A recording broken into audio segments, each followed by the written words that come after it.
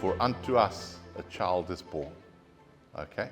So this is going to be a festive month, and I really want to trust God for salvations, but we have to work together. You've got to bring the unsaved, and I will bring my knife and I will gut them and clean them, and we get them serving Jesus. Praise God. But we're going to start, for unto us a child is born, in the book of Isaiah, 600 years before the birth of Jesus. Jesus fulfilled about 324 prophecies that related to the Messiah. I don't even want to tell you what the betting odds on that are. You know, if you go to the horse races, which I don't encourage you to do, but if you go there, they'll tell you there's odds on this horse. There's a 1 in 10 chance that he could win. Well, especially if there's 10 horses, there has to be a 1 in 10 chance, you know. But to fulfill 324 specific Old Testament prophecies, that's a 1 in a trillion chance to get all of those. You know, anybody could have 1 or 2 of them, or 3 or 4 of them, but 324 prophecies to fulfill all of them, only the Messiah can do that, folks. I want to tell you that Jesus is the Messiah. Jesus is the reason for the season. This is not just maybe he was the right one. Man, you know, to get into my bank, all you need is my fingerprint and then you're in. It's just really one level of security. But for Jesus to be the Messiah, there's 324 levels of security. There is no better security than that in the whole world. It can be nobody else. The Jewish people are still longing for their Messiah. They're still waiting for their Messiah.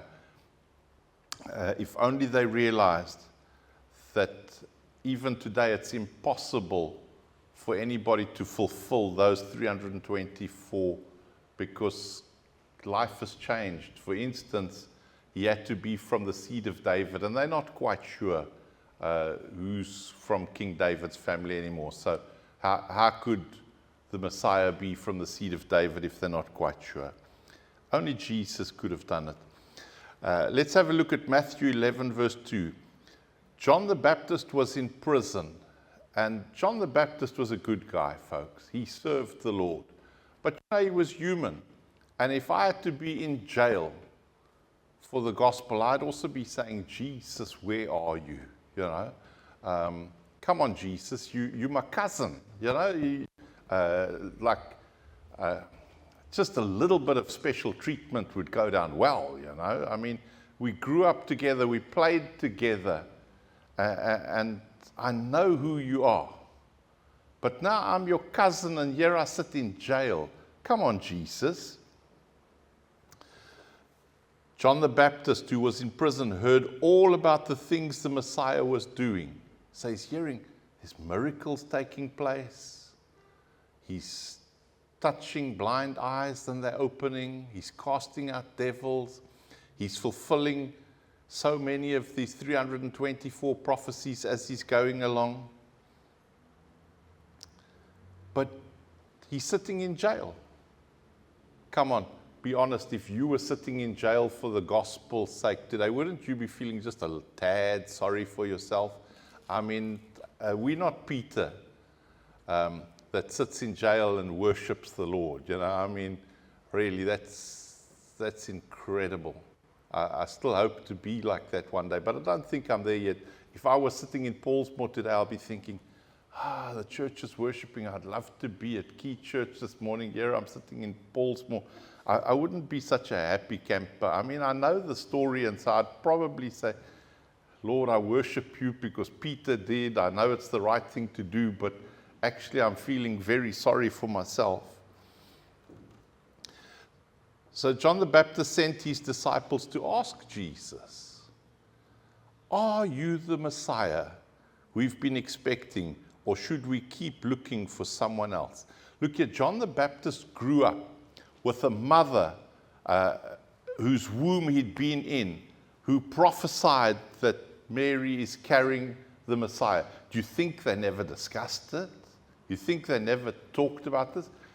John the Baptist knew that Jesus was the Messiah. And we know that Jesus is the Messiah. But when we go through hard times, then we do like John. We say, Lord, are you really the Messiah? Are you really out there? Or do you really love us? Are you really going to help us? Are you the Messiah we've been expecting? Or should we keep looking for someone else? What a dumb question when you've grown up your whole life to know my cousin is the Messiah. Isn't that incredible? Imagine being the cousin of the Messiah. And so John the Baptist asks this question, but Isaiah answered John's question 600 years before he asked it. He said in Isaiah 7:14, all right then, the Lord himself will give you the sign. Look, the virgin will conceive a child. She will give birth to a son and will call him Emmanuel, which means God is with us. Emmanuel, God is with us. What a beautiful answer to the question. Come on, John, can't you see? Born of a virgin, your cousin Emmanuel, God with us. Isaiah 9:1 says, nevertheless, that time of darkness and despair will not go on forever. The land of Zebulun and Naphtali will be humbled, but there will be a time in the future when Galilee of the Gentiles, which lies along the road that runs between the Jordan and the sea, will be filled with glory.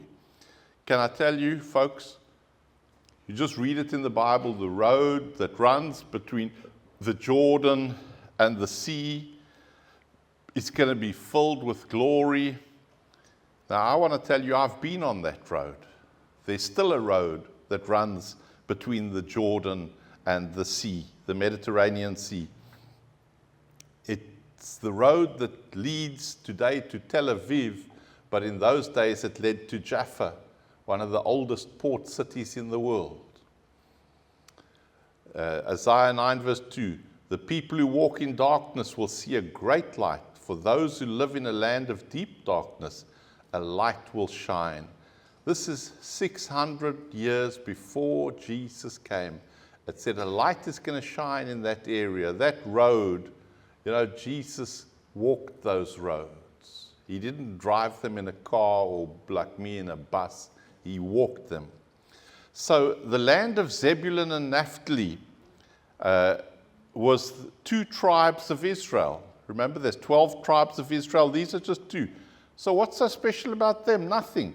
But the border between these 2 tribes reaches the shore at the Sea of Galilee, at a place that you might have heard of before called Capernaum, where a chap by the name of Peter, that you might have heard of before, lived with some fellow fishermen, and where Jesus did the most miracles that he did while he was alive, was in this place called Capernaum, on the border, close to the border of these 2 tribes.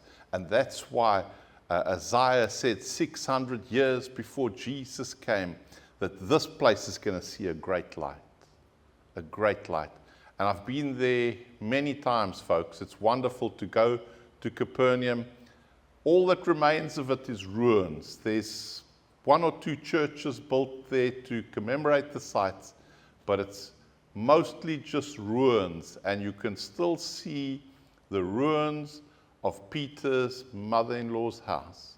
As a matter of fact, you stand in a Roman Catholic church, and the floor in the middle is glass, and if you look down through that glass, you look straight into the ruins of her house. That's why they built the suspended church over the spot. Beautiful place to go to.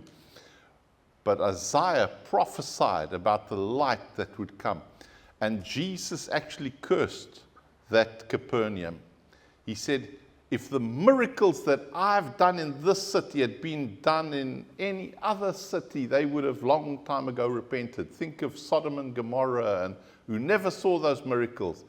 And so he said, because of that, this area is going to be cursed, and it will not ever be re-inhabited. And you know, it's the most beautiful coastline. If you want to live, wouldn't you like to have a house at the beach? Nobody lives there. They've just built 2 churches, and that's it, because it was cursed.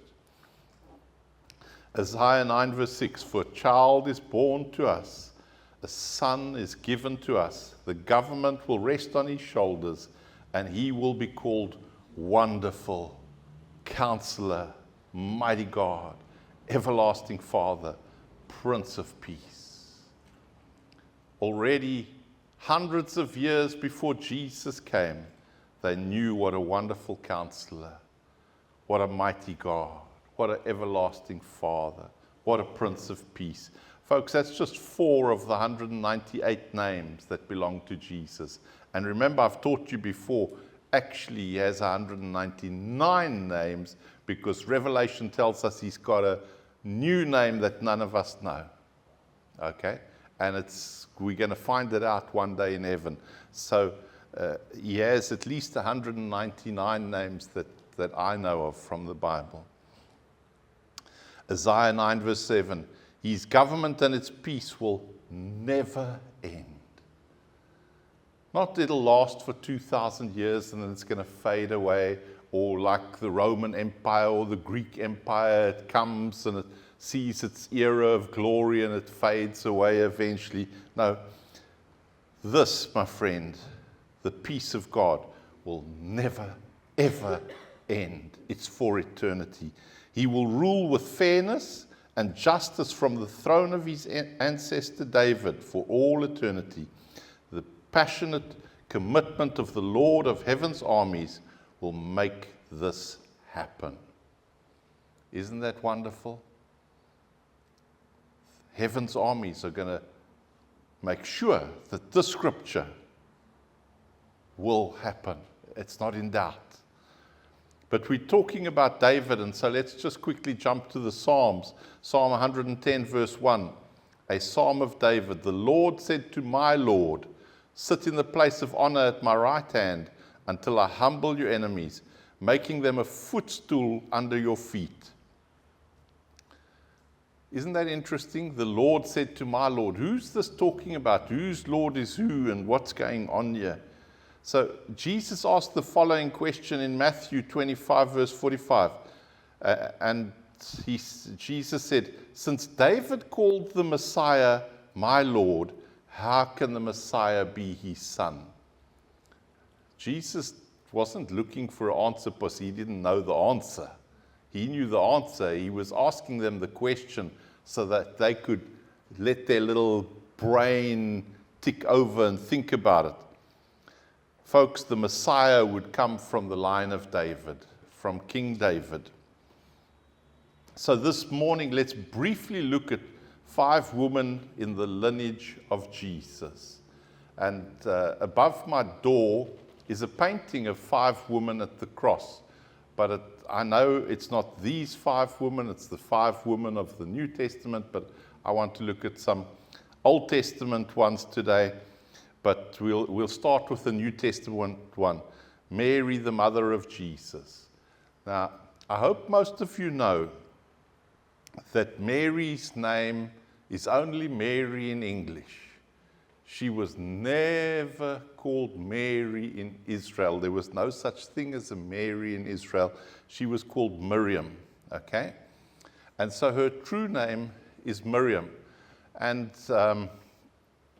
we understand that she died somewhere in Turkey, and there's a place that marks the spot where Mary has been buried. But they so revere her that they have a couple of places where she died. It's quite amazing that you can die at more places than one. So I've been to the place where she lay in state in Jerusalem. It's right next to the upper room. It's a beautiful church with a marble slab in the middle, and it's supposedly Mary lay there. Well, I want to tell you she wasn't there, okay? As lovely a spot as it is, and you see all the people, they weeping and they're touching the marbles that they can touch where she lay. I'm sorry for them, she was never there. History teaches us that she'd long since moved on, gone with John. Jesus said to his mother, "Behold your son," and it was John. And so John looked after her, and she went with John, and she lived in Turkey. But Mary sang a song of praise in Luke 1:48, and it's called the Magnificat. What a modern name, eh? The cat, the Magnificat. And she said, "For he has looked with favor on the humble state of his servant. From now on, all generations will call me blessed." I want to tell you, Mary is of all women most blessed, okay? And unfortunately, as Protestants, do you know that you're Protestants, okay? If you're either Catholic or you're Orthodox or you're Protestant. So what are you? I think you're probably all Protestants. I don't know that there's too many Catholics here or too many Orthodox, because if you were Orthodox, you wouldn't be dressed the way you are to start off with, and this whole place would be full of pictures, or old pictures all around the place if you've been into an Orthodox church. But and you know where the word Protestant comes from? It simply means that you were Catholic, but because you didn't like the Pope, you protested along with Martin Luther and the boys, and so they called you protesters, which became Protestants, okay? So all you are is a bunch of protesters. That's really, if you study the word, that's where you come from. You're a bunch of protesters, okay? But because we are protesters, we protest against a lot of the things that the Catholics do. They burn too many candles. So you see, we never have candles in church if we can help it, because we don't want to be Catholic. Man, every now and again, I like to burn a candle. Forgive me for that, It's lovely. It's a little light, and it dances around, and it's beautiful. But so as not to be too Catholic, to be a good Protestant, to be protesting. We won't burn candles, and we will not honor Mary, because they revere Mary. In the Catholic Church, Mary is revered. As a matter of fact, they pray to her. Why bother to pray to Jesus if you can pray to his mother? Okay? But this is where we disagree, and this is why we protest, and that's why we're a bunch of protesters, is because Mary is not to be revered, but to be highly honored, because she's of all women most blessed. But don't get this anti-Catholic idea about Mary that you can't think what a wonderful woman she was just because you don't want to be Catholic, okay? Don't throw the baby out with the bathwater. This was an amazing woman that in 6,000 years of mankind on this earth, of billions of people that were born, God chose her to birth his son in this earth. That is special. Come on, folks. If that's not special, I don't know what is, okay? So Mary is one of the people in Jesus' lineage. The next one that I want to touch on is Bathsheba. Bathsheba was the mother of Solomon, okay?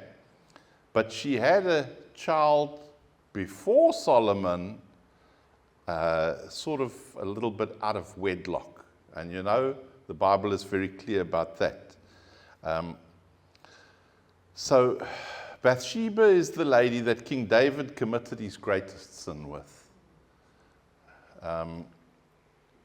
Not only did he have sexual relationships with Bathsheba, but he had her husband killed as well. So it went from bad to worse.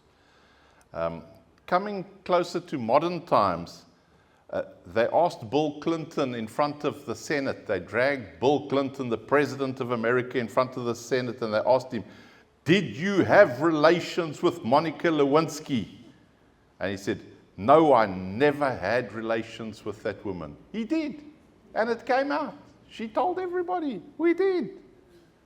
And then he had to come back the second time and say, "Well, I made a bit of a mistake. I actually did. I'm not a liar, but, sometimes I get confused." But the prophet Nathan asked King David, "Did you have relations with Bathsheba?" David said, "I have sinned against the Lord." He didn't say, "Yes, I had relations." He said, "I have sinned against the Lord." But before he confessed to that sin, he said in Psalm 32, verse 3, "When I kept silent," in other words, when I wouldn't confess, "my bones became brittle from my groaning all day long." Verse 4, For day and night your hand was heavy upon me. My strength was drained as in the summer heat. Selah. Then I acknowledged my sin to you and did not hide my iniquity. I said, I will confess my transgressions to the Lord, and you forgave the guilt of my sin. Selah. Isn't that wonderful? One of the lineage of Jesus Christ had these illicit relationship with David, and out of that came the lineage of the Messiah. Isn't that unbelievable, incredible? And then, of course, thinking about Tamar. Tamar deceived Judah into having sexual relations with her. Her father-in-law. Folks, nowadays the world is so full of sin, we're not even shocked. But I mean, that's just shocking, man, with your father-in-law. And self-righteous Judah, remember, Jesus comes from the tribe of Judah, and the one from who the tribe gets its name, Mr. Judah himself, he heard she's pregnant and he said, she's got to come to court. She's going to be killed. How dare she do this terrible thing? And they dragged her before the court, and he sat there thinking, you wicked woman, now you're in big trouble. And she had his staff that he'd left with this prostitute and said, do you know who this is? He was a bit like Bill Clinton. Oh, hell no, I'm in trouble. What do I say to the Senate now? Tamar. What a beautiful name. A lot of people name their daughters Tamar today. Beautiful name, beautiful woman in the lineage, messed up life, but in the lineage of Jesus. Let's go to Rahab the prostitute in a lovely place called Jericho. Folks, I've been to Jericho many times before. And, sometimes the people are so overwhelmed with the shopping, and that I took my wife to this lovely shop, and we had a meal there, and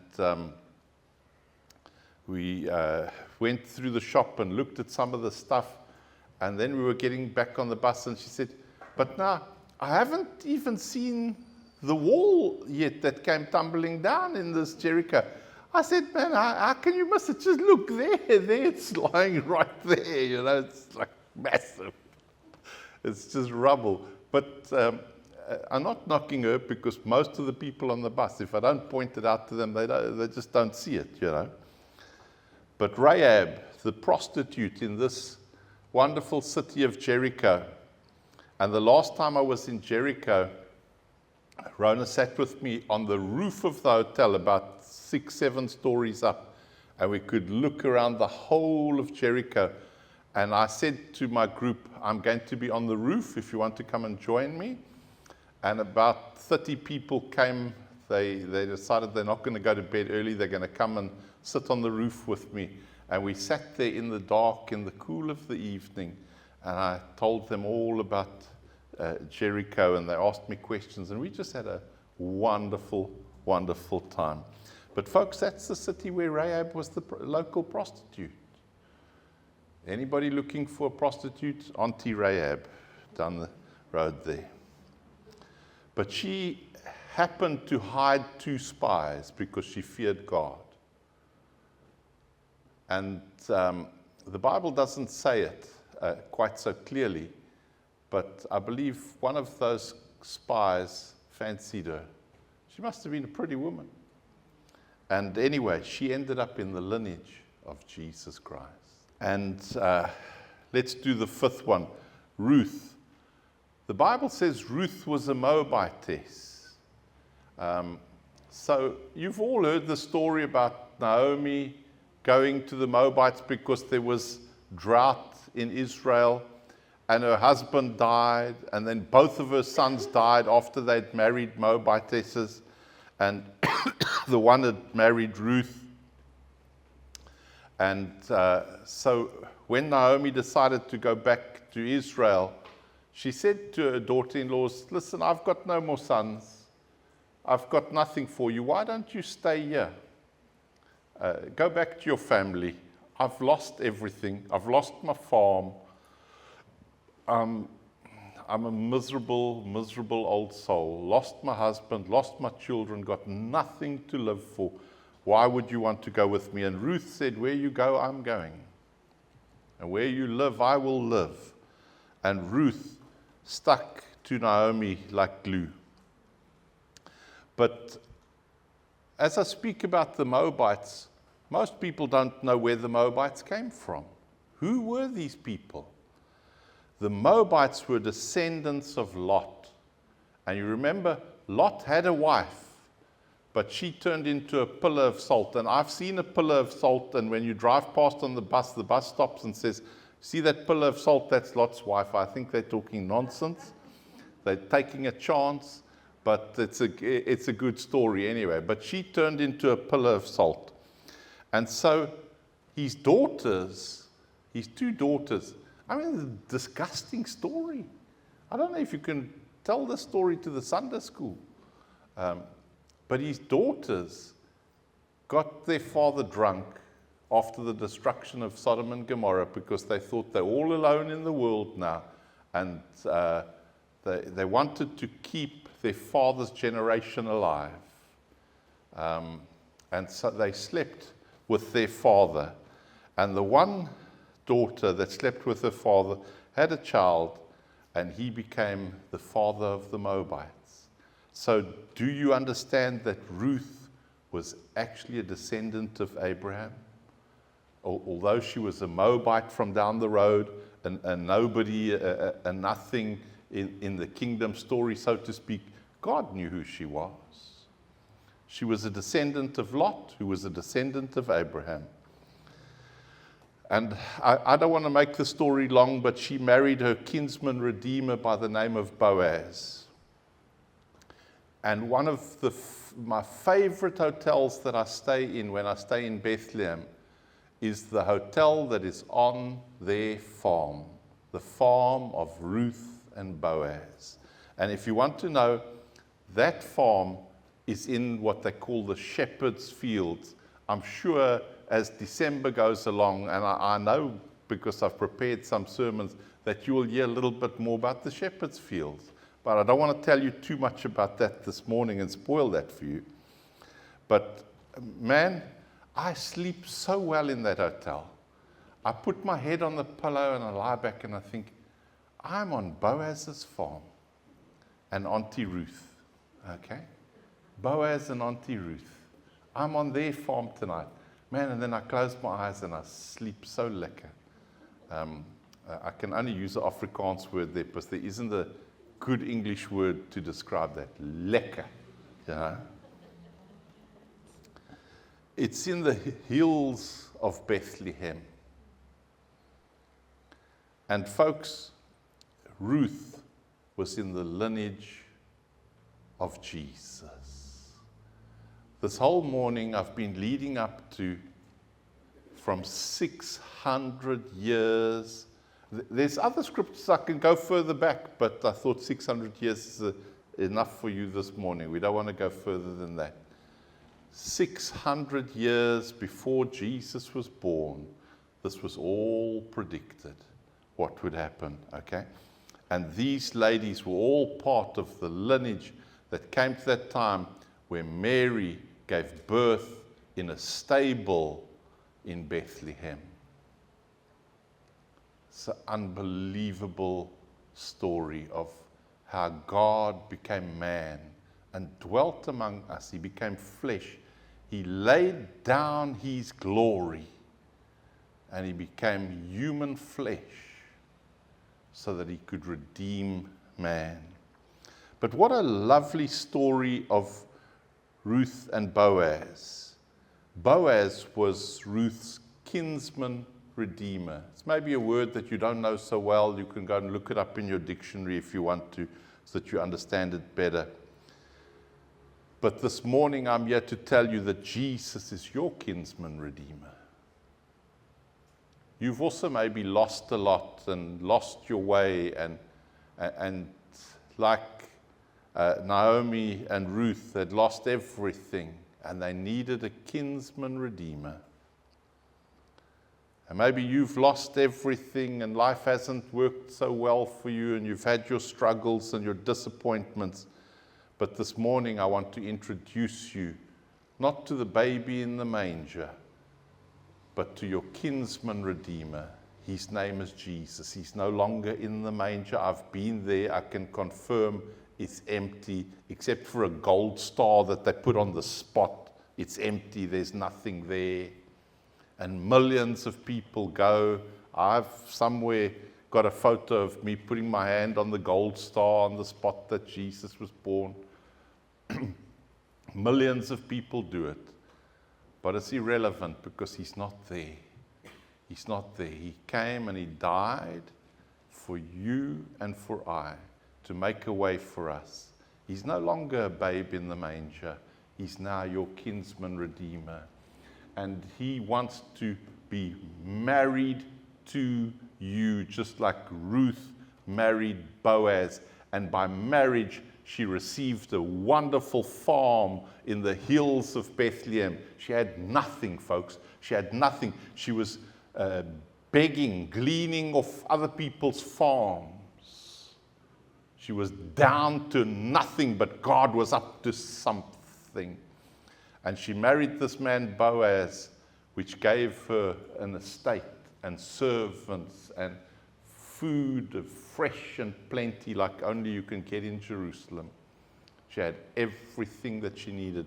I'm here this morning to tell you that you too have a kinsman redeemer, and you might feel this morning that you're down to nothing, but Jesus is your redeemer. And if you will put your trust in him, I want to ask you this morning, is Jesus your kinsman redeemer? He's mine, folks. I acknowledge, I raise my hand, I say, Jesus is my kinsman redeemer. And because of him, I have life and life in abundance. But I know many people are struggling in these days in which we live. And I want to introduce you to your kinsman redeemer. His name is Jesus.